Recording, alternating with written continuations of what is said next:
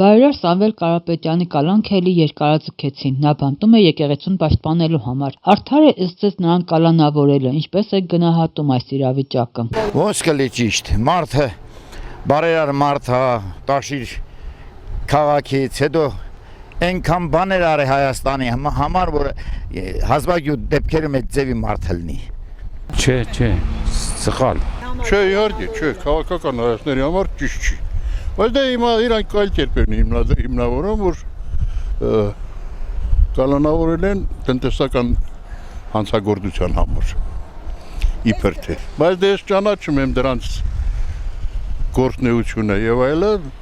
դրական բան եմ գնահատում, երևի խելքին կամ բաց կթողան։ Մենք որ 3 կոպեկ ունենանք, 2 կոպեկը ծերնագրից սխալամեն։ Համեն նրա միլիոններ ու միլիարդները բաները որ սաղցերը սխալեն, նա էլ է դիրաղությունը կասկիսնենք ունենանք։ Սխալ ալրիվ, սխալ մի գոր մարդը արդարություն է պահանջում, չի ես բռնել։ Երկու ամսով էլ շատացրում, երկու ամսով դադախազը իրականով չէ իր բարեկամներն ու կանանոց ղեկավար, առաջ ղեկավարները կանայք են ղեկավարում։ Դե ճիշտ չէ, այդ մարդը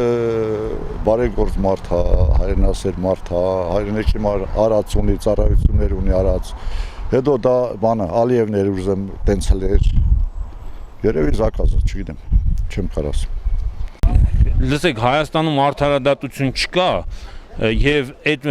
մարդիկ կալանավորվում են մի հոգու պատվերով։ Հիմա դուք ուզում եք, որ մենք այդ հարցը լրջորեն քննարկենք, արդար է թե արդար չի։ Եթե մի երկրում արդարադատություն չկա, ցանկացած մարդու կալանավորումը անարդար է,